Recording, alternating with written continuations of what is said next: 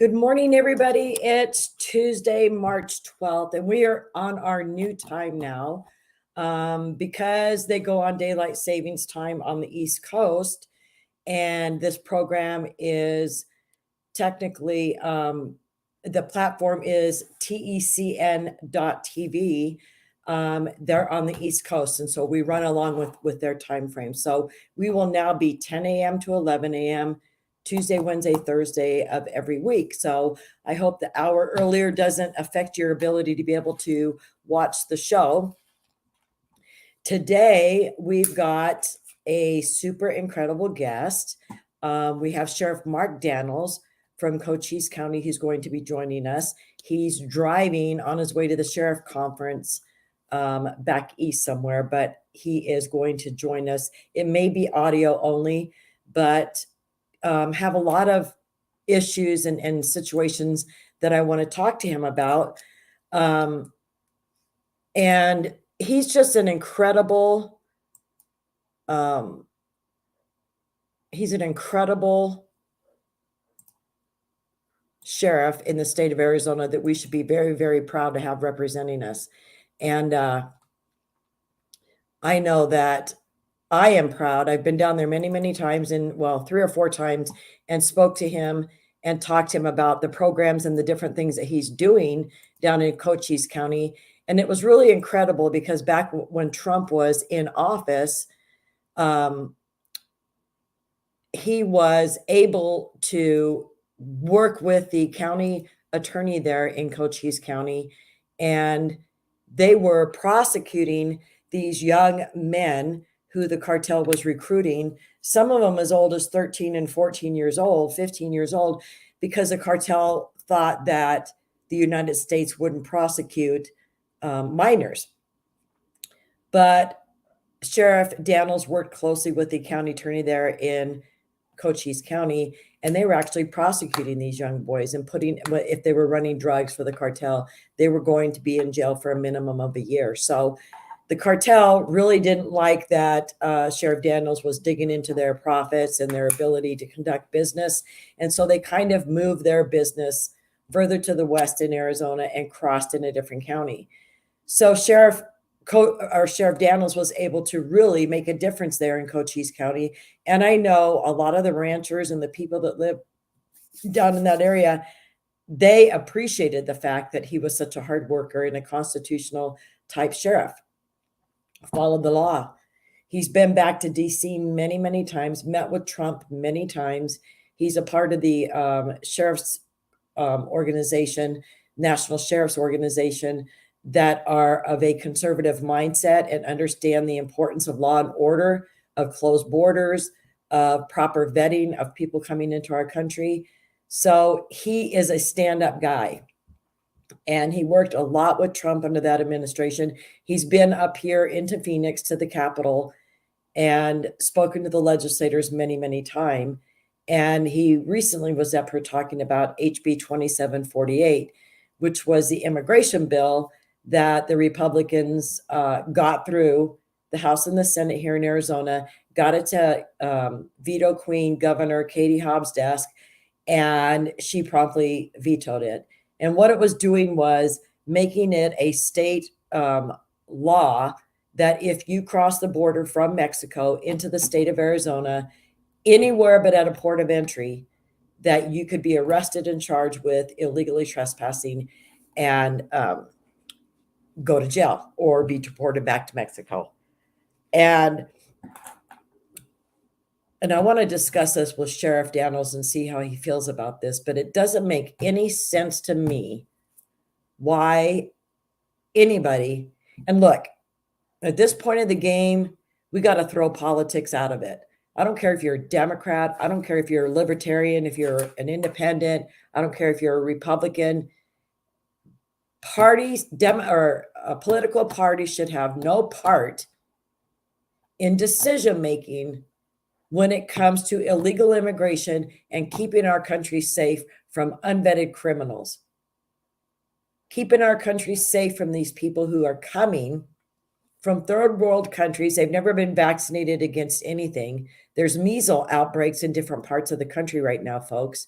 They're bringing diseases to our country that we have not seen here for quite a while. So those are the types of things that we need to make sure are not on party lines. We need to start voting and make sure that our politicians stand up and vote about illegal immigration as an American, period. Party lines play no place in this. We've got Sheriff Mark Dannels from Cochise County. He's joining us now. We're going to get him on here because he's on the road and I don't want to hold him up. Good morning, Mark. Good morning, Marianne. How are you? I'm good. How are you doing? Good. Stopped in Oklahoma. I'm away Oh, to Missouri here. much for joining us. Thank. I was just kind of telling the viewers, what you did down in Cochise County during Trump's administration and being able to work with your county attorney and bring those young drug runners, to face the law and know that Cochise County wasn't a place to mess with. And Sheriff Mark Dannel certainly wasn't anybody to mess with. But how has it changed for you since the Biden administration has taken over? Well, thanks, Marianne. Thanks for the nice words. And one thing about I'm fortunate to have a citizenship in Cochise County, Arizona, that truly cares for us, cares for the rule of law. It's a military-based community too. I being former military myself, but so I got some blessings there that some other places don't have. But what we have done, working with the county attorney's office and their proactive approach too, and our law enforcement partners, is we've gone after the cartel and we've made the rule of law a well-known commodity in their world to include consequences if they break it. And so the last 2 years, actually the last 3 years, we've seen the slippery slope. But over the last 2 years, we really started keeping a good eye on our stats. We put 2,884 people in our jail for border-related crimes. These are not immigration issues. These are border-related crimes, state crimes, all the way up to murder, double-digit murders. And that includes 400 some pursuit drivers, 566 smugglers that are driving cars that we caught our hands on. I mean, you name it, from misdemeanor up to felony. 100 juveniles from all over the country, not just Arizona. It's sad to see that because they're changing lives every day as the Biden administration avoids what the reality of this border. So we've done a lot. We've worked really well with our state partners. It's cost me $9.4 million, Marianne, just in detention costs. That equates to 44% of all my crime in Cochise County up to is border related right now. In my 40-year career, I've seen the good, the bad, and ugly of this border. This is the ugliest I've ever seen it. And that's because this president and 51% of Congress fails to address it. Well, and it's amazing because we are a country of laws and we have a constitution. We've got federal laws, we've got state laws. Of course, when it comes to illegal immigration, the federal government really wants to fetter the state's ability to protect themselves. And that's what we're facing right now. But isn't it amazing? And this is what people need to understand. When you're in that voting booth and who you're voting for can make a difference, like what has happened under Trump and under Biden when it comes to border issues. Even though the laws are the same, you have somebody who gets in there and starts signing executive orders or canceling out previous executive orders and then nominating the most unbelievable people to head Department of Homeland Security, who will turn a blind eye and has no problem lying straight to the people who he's supposed to be answering to, Congress. So that voting is a very heavy responsibility. And as I'm door knocking, because I'm running for Arizona State Representative up here in LD9, as I'm door knocking, I'm hearing so many people say, Mark, I'm so fed up with politics. I just don't know that I'm going to vote. We need your voice now. Because that is if not, Sheriff Mark Dannels and Cochise County is going to go down in flames, right? Well, you're exactly right. And take that to the 3,000 counties in this country are going to go down in flames. It's not just Cochise. It's not just your respective community. It's all of this country. And I said this before, President Biden and his administration, they want an open border. They have placed this country in harm's way. Director Reyes from the FBI just spoke on this about the vulnerabilities we are facing right now. It's not going to get better. We all know that. So elections is what's going to change this. President Biden's not going to change it. He has no engagement. He has no will, and he has no operational plan to change it back. Everything out now is political rhetoric as this election's up this year. But we have to change that. The people need to get the country back. If not, the return on this is going to be devastating for this country. Right. And, Arizona voted in a Democratic governor, the veto queen herself.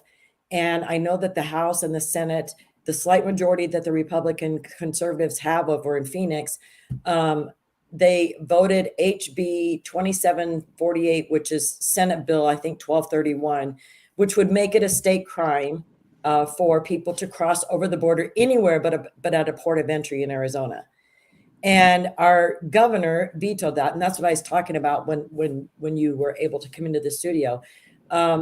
This shouldn't be a party line issue, because this is about the safety and the protection of the American people, the very people who voted these people into office, these legislators, and their oath that they took to protect us is completely being ignored. Well, Okay. and you're exactly right on that, Marianne, in the fact that public safety should never be politicized. When you politicize public safety, which is the rule of law, you've muddied communities, you've fractured communities, and that's what's happened in a lot of our urban areas throughout the United States. It's it's highlighted all throughout the country in these urban communities that have fractured police, fractured their ability to do their job. Arizona is unique. We're on the bubble both ways. I've dealt with Governor Hobbs numerous times. We don't always see eye to eye when it comes to how we're addressing things. But right now, all I have left, Marianne, is our state. The federal government, and I say this all the time, has intellectually avoided us and has abandoned us on the border and abandoned our state. So I continue to discuss with Governor Hobbs' staff, the governor, our state legislative folks. We need to stand united right now, because right now that $9.4 million for Arizona just in Cochise County detention costs, right now the state's helping me pay for that. I've asked for an extension on that. I've asked for some more relief on our border operations because that's funded through the state. So we're going to continue. I got a congressional hearing from the state coming down this weekend that we're going to talk more about this. I got a meeting coming up with the governor to have a heart-to-heart about this, because we need the state as much as the state needs us. It's a win-win situation as long as we're all working together. And we're going to keep pushing this, absent the politics on it.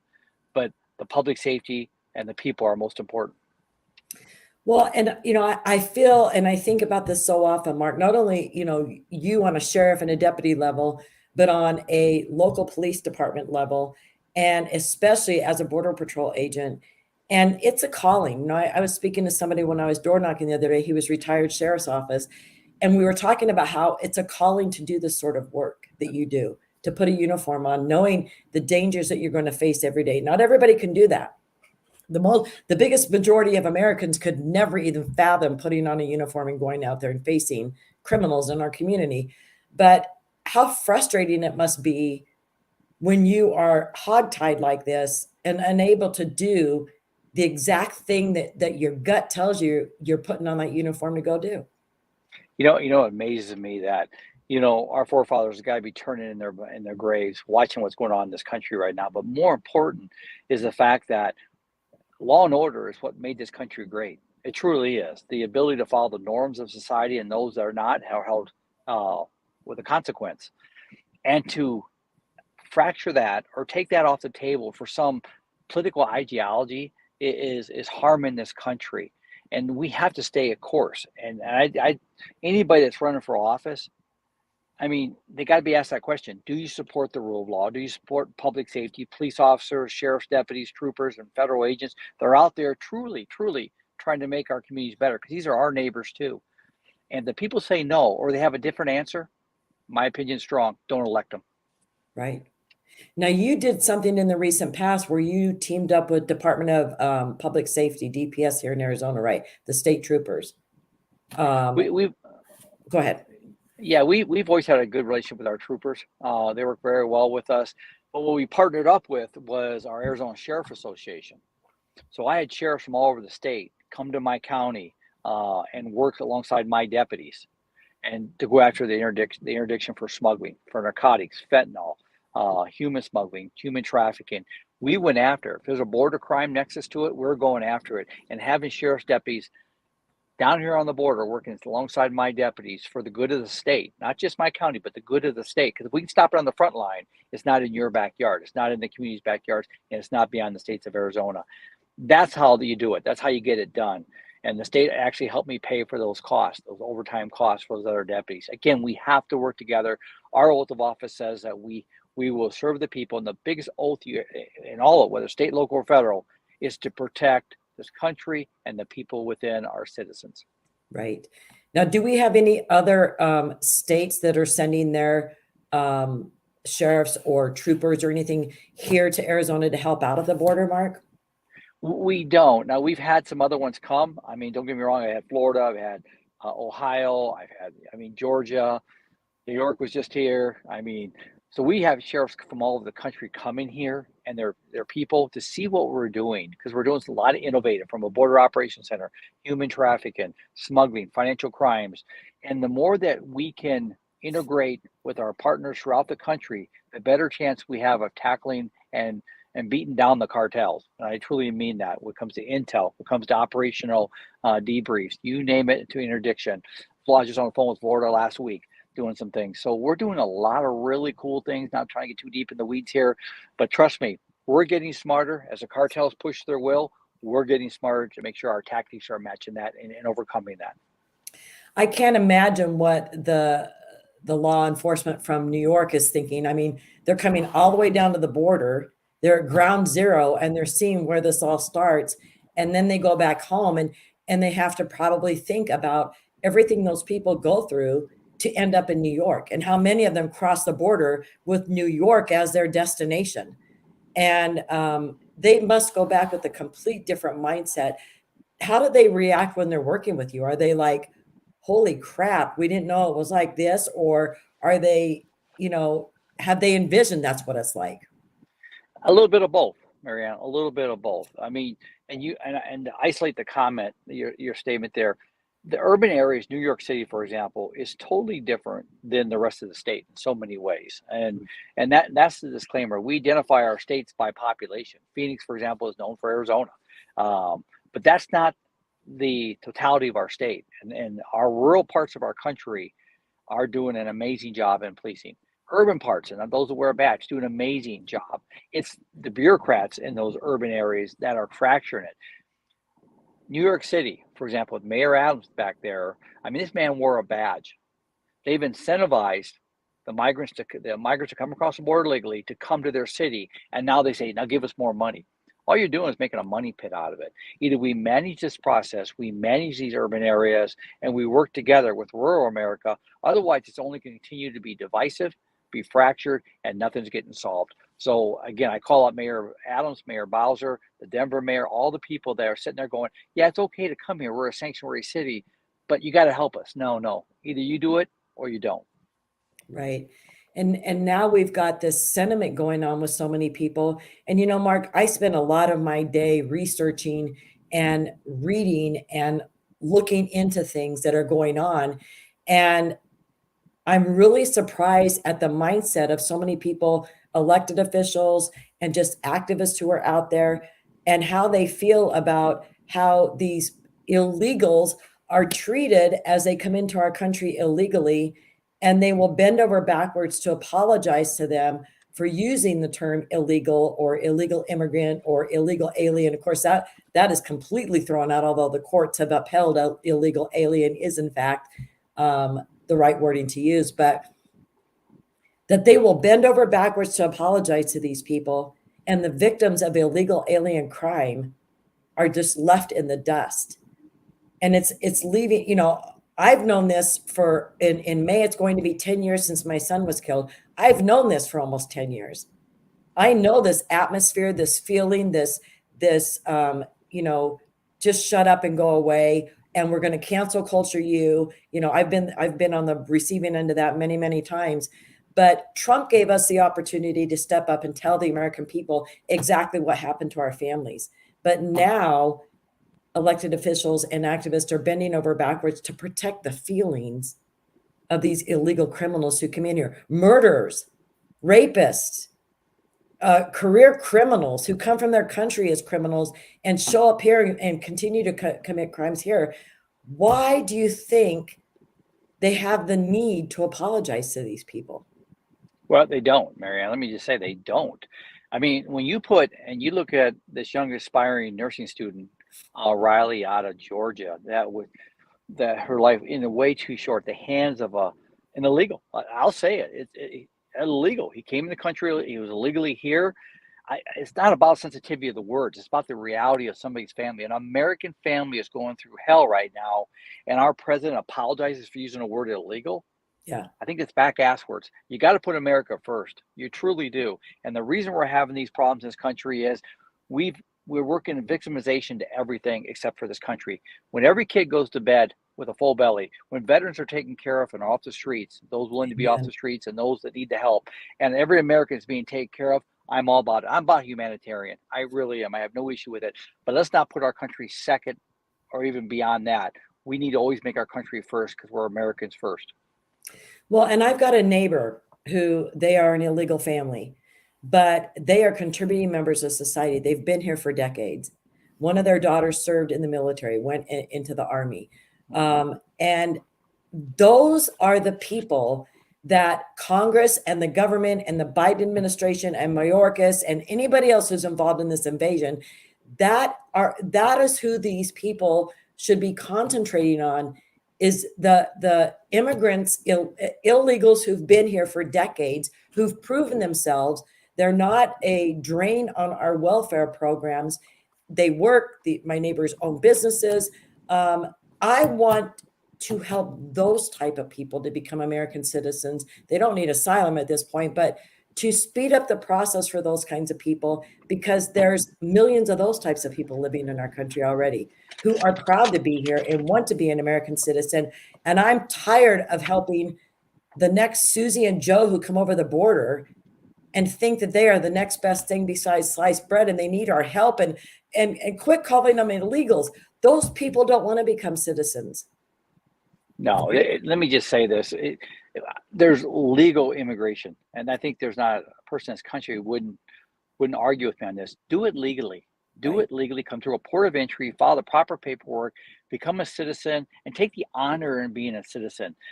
Other countries, you got to go through all this process. We have now opened the gates. And one thing I've done very strong, and I've said it very loudly in Cochise County, is we're holding those gates closed as much as I can with the authority I have as a sheriff. Because once the gates are open here in Cochise County, I won't be able to close them again. So we're doing everything we can. But citizenship shouldn't come through a stamp at the border. It should not come through Oh, that. It needs to go through a process, a due process. You earn the right to be a citizen here, and when you earn it, you take pride in it to be an American. That's what I'm saying. But we've set all that aside to do it another way, and I hate to say it, it's politicized. right. And if these lawmakers in DC would understand, if you made the process and the cost of becoming an American citizen less expensive to where these people could afford it.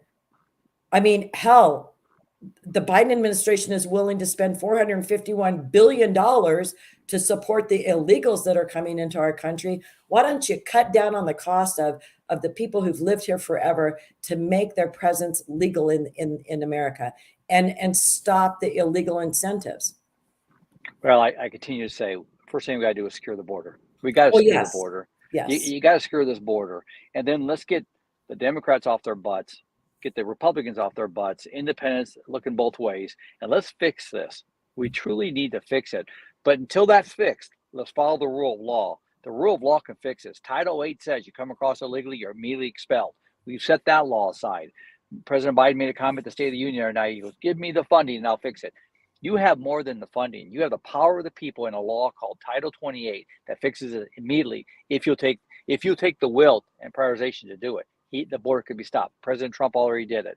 He could do it too, but he doesn't have the will. Well, and we've had a judge just recently rule that Biden has got to stop reallocating the money that was set aside by Congress to build border wall, has told him you have to stop doing that.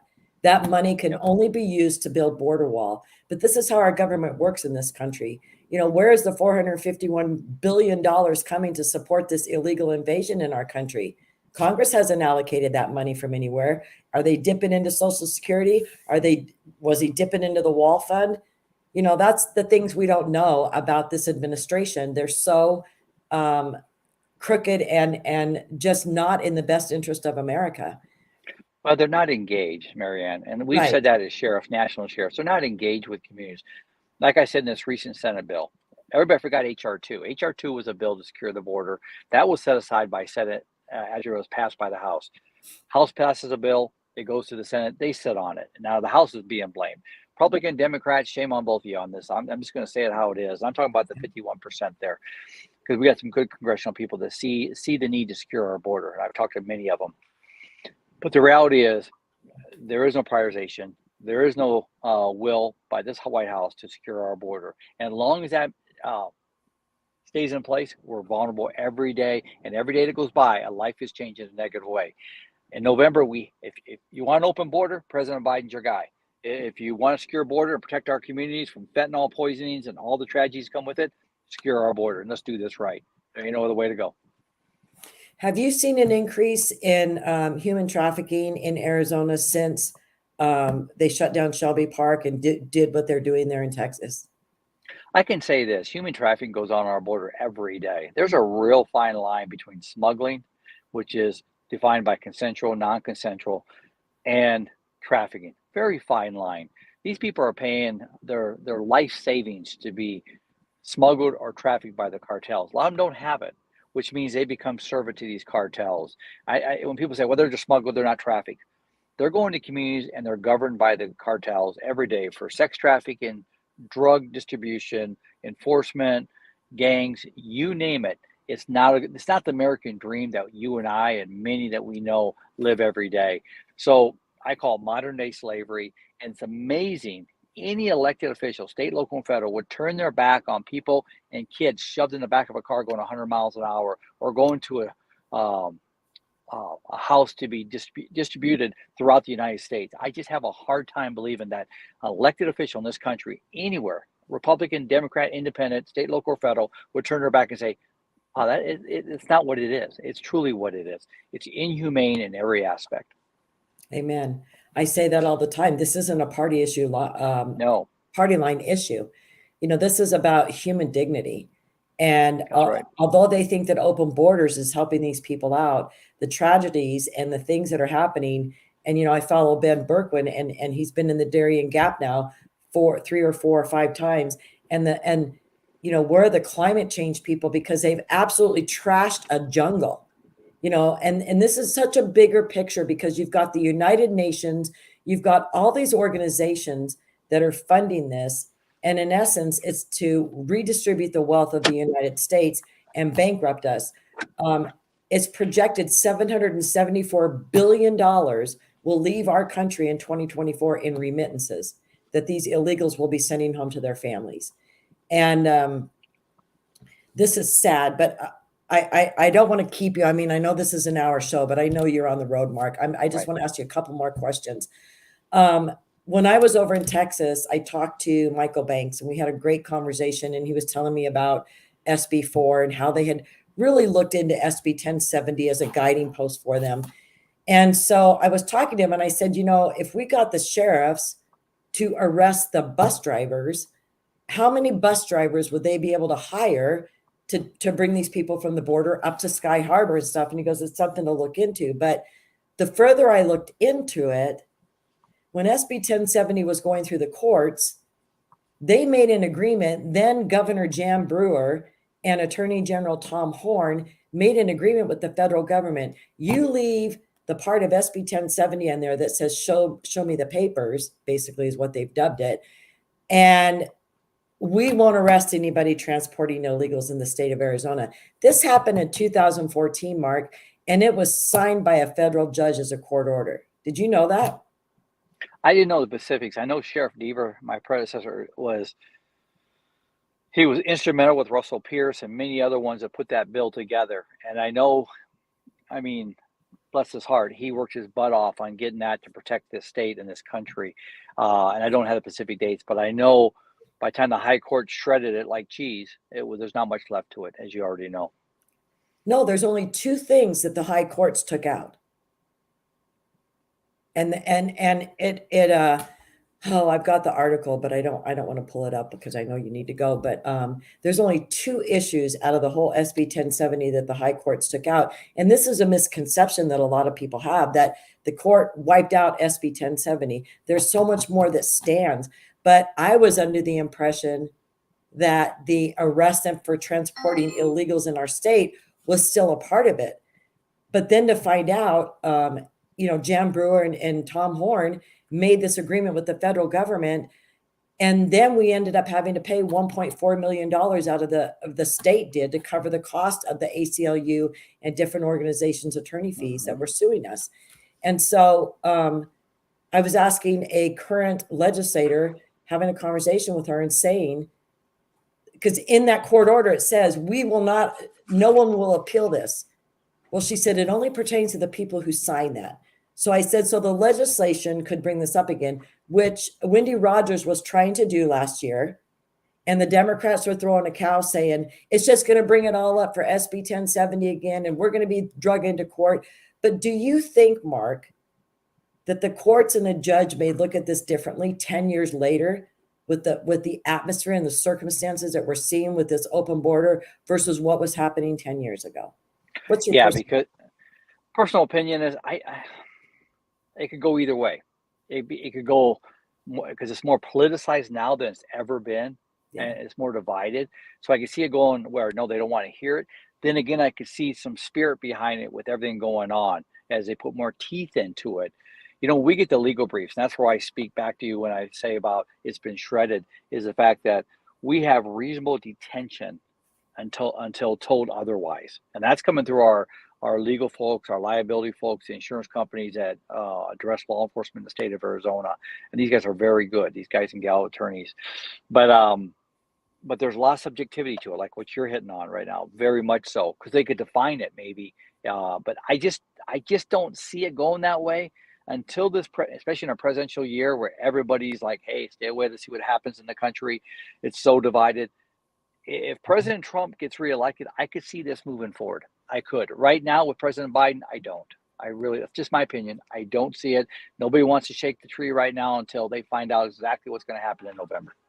Well, and this legislator that I was speaking to also told me they were on the edge of their seats, when the governor race was going on, because they were getting all sorts of illegal immigration bills ready, anticipating that Kari Lake was going to be our governor.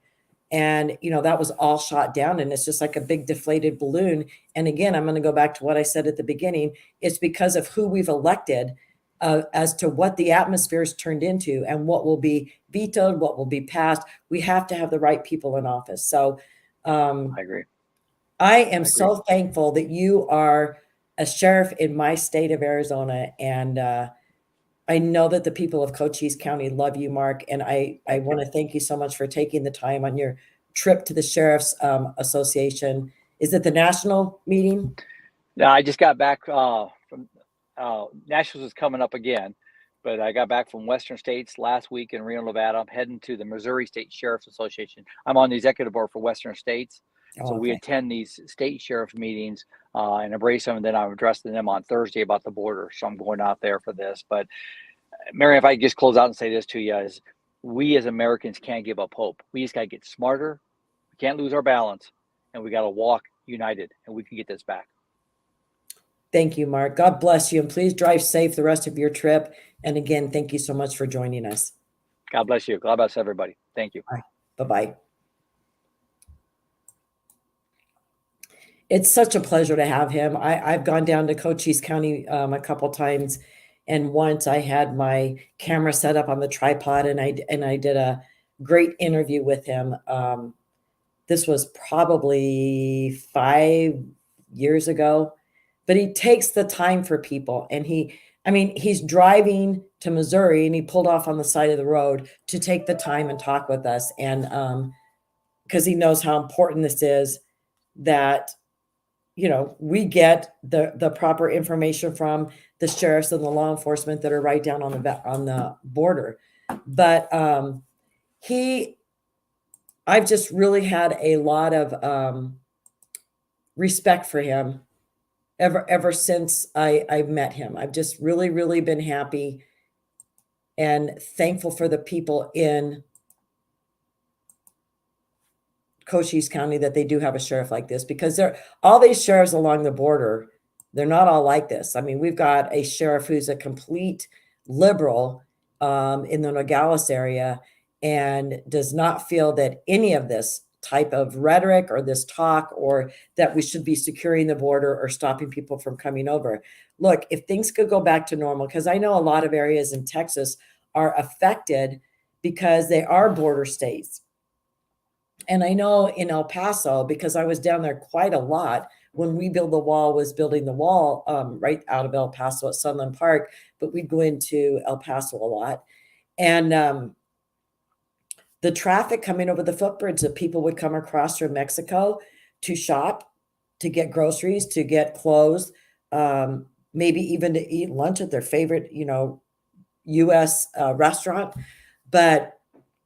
And they would go back over. So I understand the importance of commerce, but when you've got it to the point where people are just breaking over and coming over the border in unsecured locations, unfortunately, that causes things from having to be shut down.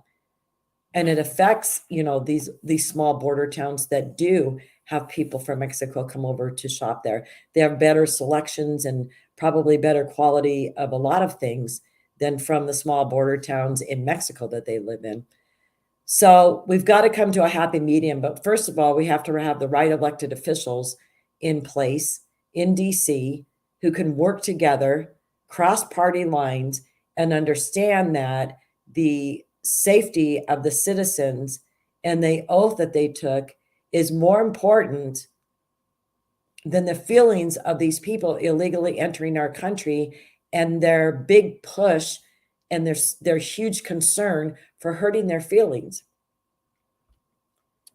Has the administration or any of these Democratic officials in Congress and the Senate in DC, have they ever stopped to think about how their silence is a slap in the face to families of victims of illegal crime? How's that? And I would love to say to Biden, you want to talk so much, and he does it with any opportunity that he can to talk about the death of his son. Provide me that same opportunity. Let me tell you about the death of my son, Sergeant Brandon Mendoza of the Mesa Police Department, and what a huge asset he was to our community. Let me tell you about him, Joe. Let me show you some pictures of him. And then let me tell you that the very thing that you're promoting and encouraging right now is the reason that my son was killed 10 years ago when you were vice president. So these people who love to hear themselves talk and even misquote and tell you a different reason of why their child was killed or how it's affected them. I mean, Biden's story has changed a few times, but what makes him think that anybody wants to hear that story? He doesn't want to hear anybody else's story. He really doesn't want to hear Lake and Riley's family story. He can't even pronounce her name properly. And then they're tripping all over themselves because he said illegals kill thousands of people in the United States, which I posted that on Facebook, by the way, and I got fact checked. And USA Today says he never said that. And yet they quote what he says, and he says thousands of Americans are killed by illegals. What's up with this fact checking stuff? Because then you saw the confusion and the walkbacks and everything, and the White House saying he's not apologizing for saying that. And then he's apologizing for saying that 2 hours later on a news program or outside the White House as he's being questioned by reporters. He was even questioned, are you going to do anything like executive orders with the border? Oh, I'm just hoping that the border thing takes care of itself. Something to that effect. And then mumbled something about Congress. That type of a bill that you put forward, Biden, is going to sit and, rot in. I mean, I know the House passed it on to the Senate, but no, the House hasn't passed it. But that type of bill is not going to move forward when it's got all kinds of pork attached to it. And I will go back to what I've said before on other podcasts that I've been on and hosted, and then this one. What we really need to be pushing for in DC, the legislators in DC, is one issue bills. For gosh sakes, a lot of them aren't going to vote for that because they're going to have to work, because they're going to have to hear more bills, aren't they?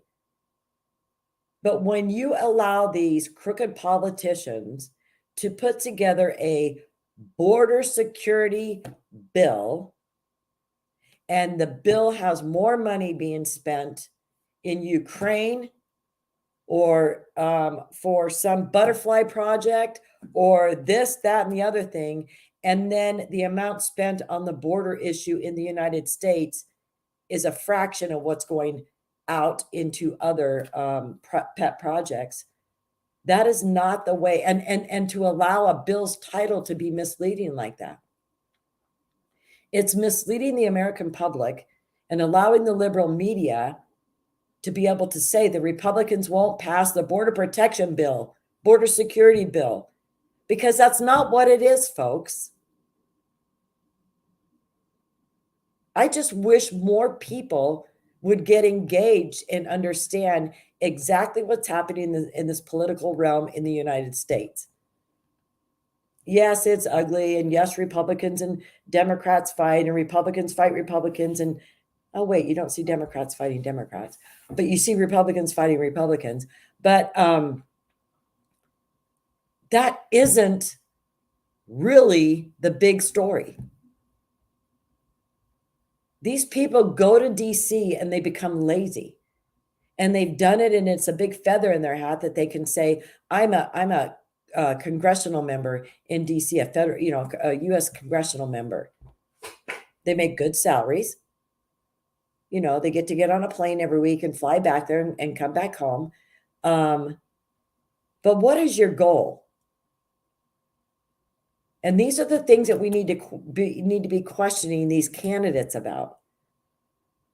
What is the biggest thing that you want to see changed in the United States? What can you do as my congressman representing Arizona?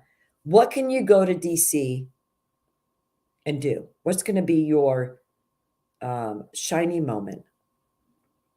Well, we're going to go back there. We're going to make sure that the border gets secured, and, we need to end inflation. How are you going to do that? What ideas do you have about securing the border?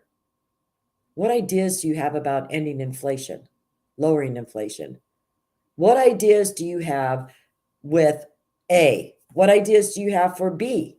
What ideas, or how are you going to accomplish C? Don't let them just have talking points and like every politician does. Make them tell you how they're going to make that change, what type of bill they would bring forward. We've got a great congressional candidate here in Arizona in Congressional District 4, Jerome Davison, and his big thing is he's going to go back to DC, and he wants to do an internet bill of rights to protect the rights of people on the internet, in the World Wide Web. And to listen to him talk about that, this man has thought deep and hard about how this is affecting lives, how this is affecting our future. And this is a big deal, folks. So this is what you need to start questioning your candidates on. Don't let them just give you a list and a litany of, I'm going to do this, and I'm going to do that, and I'm going to do this. How are you going to accomplish it? That's the big question behind their answer. And the reason why I have such respect for these sheriffs in the United States, like Mark Lamb, like Mark Dannels, like Sheriff Wilmot in Yuma, these guys and the constitutional sheriffs across the United States, the National Sheriff's Association. I've gone to many of their meetings and met with a lot of them, and they are incredible men who understand our constitutional rights. They're the last line of defense in this country. The sheriffs are. Guess what? Politicians can't tell them what to do. The city council can't tell them what to do. They are elected by the people. They are not just like a police officer who goes through an academy, the police academy, gets hired by a particular city, and now they are an employee of the city, and they are under the thumb and the rule of the mayor and the city council of that city. So the mayor and the city council can make up the rules and tell the police departments how they're going to operate. Sheriffs operate completely different. They're elected by the people, and they have a set of rules to go by. And guess what it is? The constitutional rights that we have, and state laws and local laws, and they know what they are. And they know when we have a bad administration and people making bad decisions regarding things like the border that are going to affect everybody across this country. And like Mark Dannel said earlier, they've got law enforcement from all over the country that have come here and helped. And I'm sure they go back home, like a lot of these congressional members who've never been down to the border, and they come down here with Andy Biggs. He brings them monthly, I think, or at least every other month, brings them down here on a trip so that the members who have never been down here can come. And Andy's kind enough. He gets a hold of me, and I go and meet up with them their last dinner before they all head home, and have conversations with them and meet these people. But a lot of them who've never been here before to say to me, we just can't even believe it's worse than we thought. Oh my gosh, they go back with a completely different perspective. So that's why I was asking Mark Lamb, and he said, it happens both ways. Some of them come here, the law enforcement from other states, and they're like shocked as to what it's like on the front lines. And others of them are like, yeah, we figured it was like this.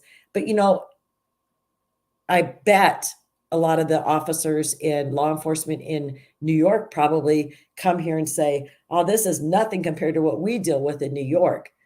With all the stories that we've been hearing about the crime that illegals are committing in New York.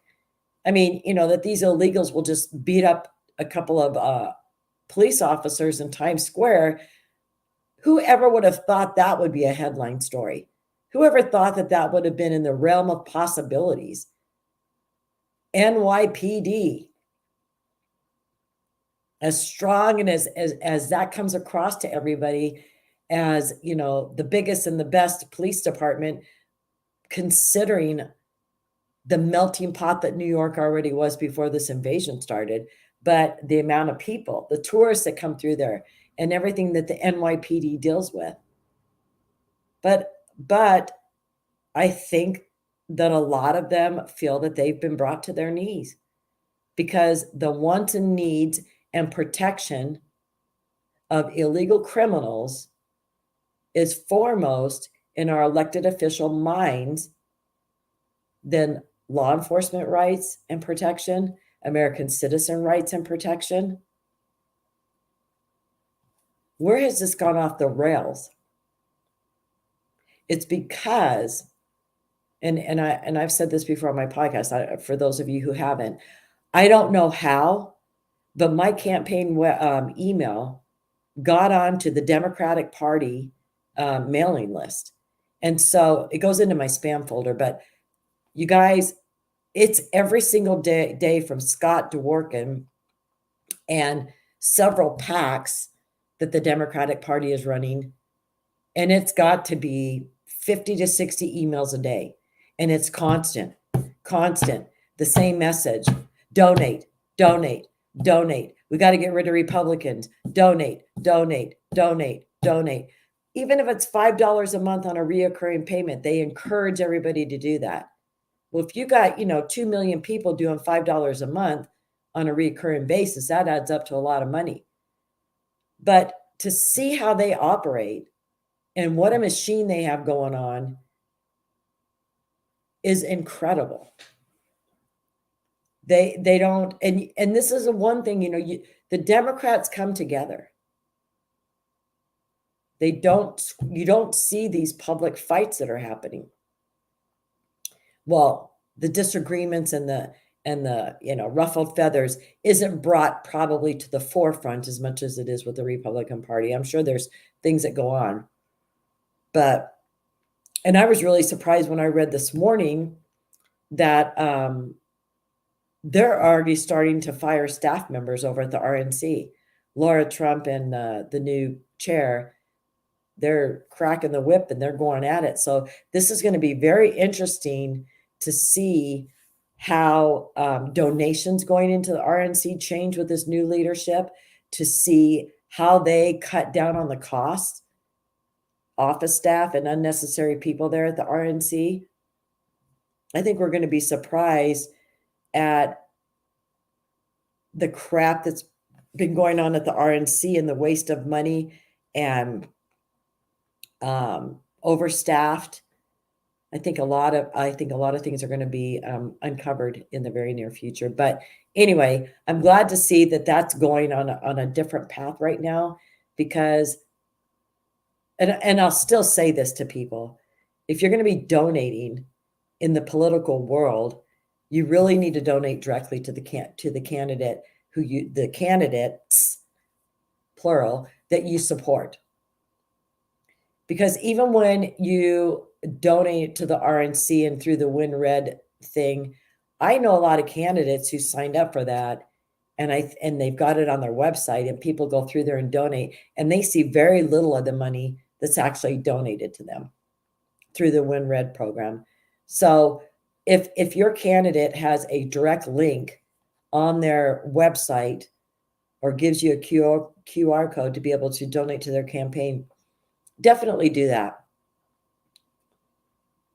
And definitely be mindful of the fact, if your candidate has a primary, they're going to need money to prepare for that. And then when the general election comes along, they're going to need money to fight for all of that. The outside sources and PACs, on the Democratic side, on the Republican side, but the Democrats do it much better. They can pay for and distribute whatever they want about a candidate and fight for their Democratic candidate and put complete lies out about the Republican opposing them, which is exactly what they did here in Arizona during the 2022 election cycle when I was running. They were putting out postcards, which they sent out multiple times from the primary to the general, of January 6th with my face plastered on it, and that I'm an insurrectionist. I wasn't even in DC. They also put out that Trump endorsed me because they knew that the independent voters here in Arizona in the 2022 cycle were a little more anti-Trump. And so they put out that he'd endorsed me. I wasn't endorsed by Trump. They tried to do cancel culture things. And it's amazing, in a small legislative district like LD9 in Arizona, for the 2 House and the state Senate positions, the Democratic Party poured about $2.5 million into this campaign in the 2022 cycle. So we've got to help our candidates out, folks. And if you want to help me, you can go to Mendoza for Arizona, everything spelled out, no numbers, no letters, no abbreviations, .com, and donate to my campaign, because I'm going to have a tough general election against the 2 Democrats that are running. Anyway, I'm thankful that you all joined us today. Tomorrow we have Suzanne Monk, and she is a January 6th expert, and with all of the people still sitting and languishing in jail. So we're going to have a great conversation with her tomorrow. I hope you have a wonderful evening, and thank you for joining me today.